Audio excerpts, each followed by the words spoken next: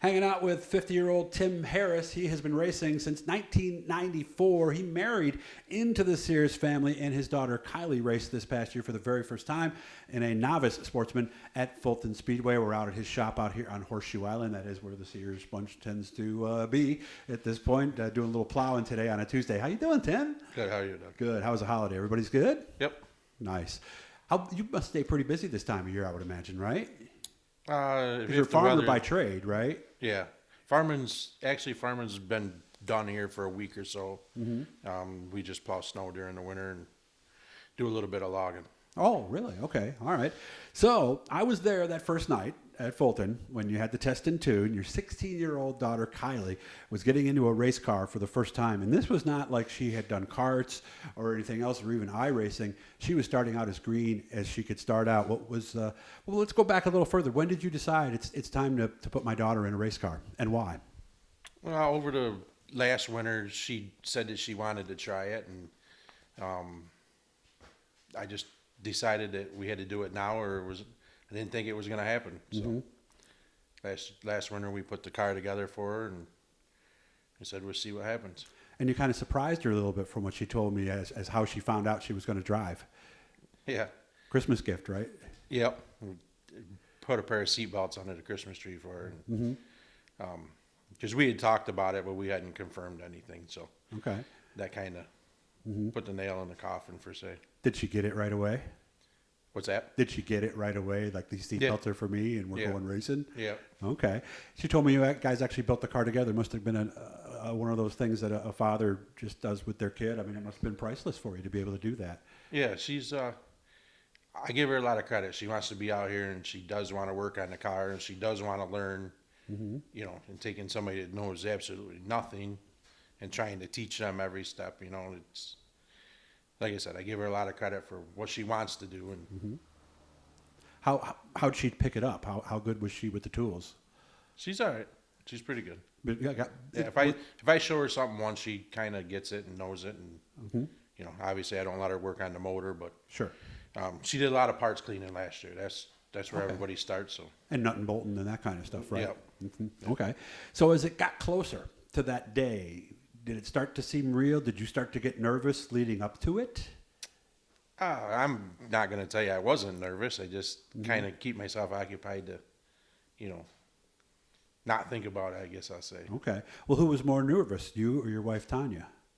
Well, she was, for sure. Because that's the look I saw on her face that night. I remember it. It was a look of genuine fear, wasn't it? How do you get through that as a parent? Because everybody who's raced, it doesn't matter who, they've had a parent who has helped them at some point to do this. How do you push through that? I really don't have that answer. Just it's going to be what it's going to be, and you just got to let them go. You have to trust her, obviously, that she's going to. I mean, if you thought she was going to go out there and put it right to the floor and drive it in the wall, you wouldn't have done it. So what was the advice you had for her in the weeks leading up to this? I just watched her on the racetrack and tried to give her pointers of, you know, where she had to keep the car, or try to keep the car, and you know, different ways of entering the corner and exiting the corner. You know, throughout the summer, I think she got better.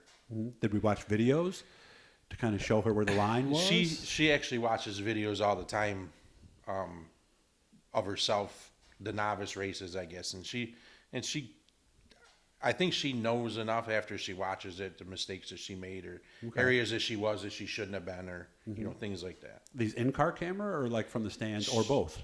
She's had a GoPro in her car with her. Okay. You know, she's watched that. And, Do you watch it with her? Yeah. Okay. Yeah. So do you, because I know some people will actually bring a computer in the pits and actually watch it after the heat race. Was that you guys? Well, she can do that on her phone too, but. Oh, okay. Yeah, we don't usually tend to watch it at the racetrack, per se, as much as like when we get home, because I'll have to watch it and tell her everything she does wrong, because when we come home from the races on a Friday night, she can tell me everything I did wrong. So. Oh, gotcha. So it's a two-way street there. Yeah. Ah, okay. What were some of the main things early that she needed to work on? She just needed to learn to drive the car a little differently. She wasn't kind of like driving it into the corner, per se, and then she was letting the car wash up the corner, and so she wasn't that she wasn't holding the line. She just was kind of all over the place, per se.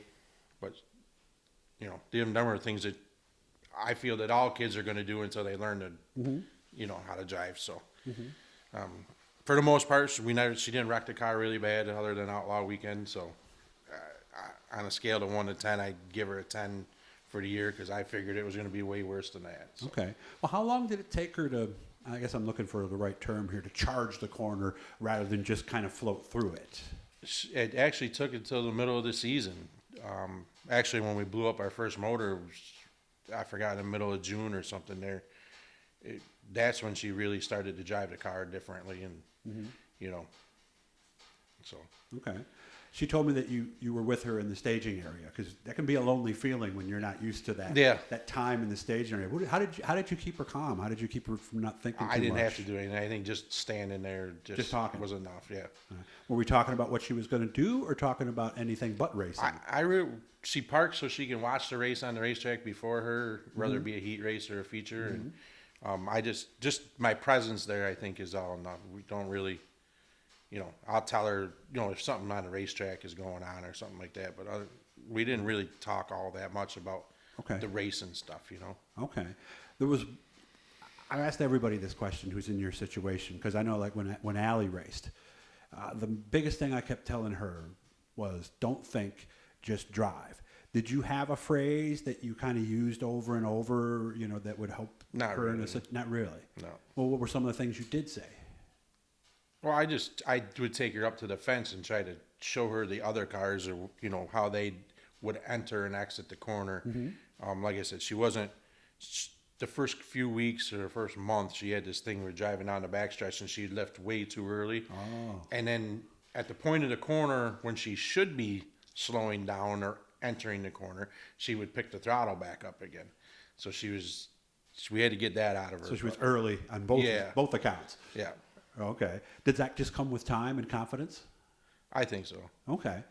Outside of racing, because this is one of the things I think that people who haven't raced with their kids don't realize is going to happen. You see a little bit of a personality change along the way, a confidence, a way of carrying themselves. Yeah. Did you see a change in her in that aspect?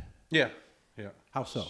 She's got more confident with herself and her driving. She wants to race more. She wants to go other places. And I just wasn't ready to take her No, I get that. to travel. I told her, you got to conquer one avenue first, and then we'll open up another one. Okay. So what's the plan then for this year as far as how much you might race with her, or is it going to still be contingent on how she's doing on the track?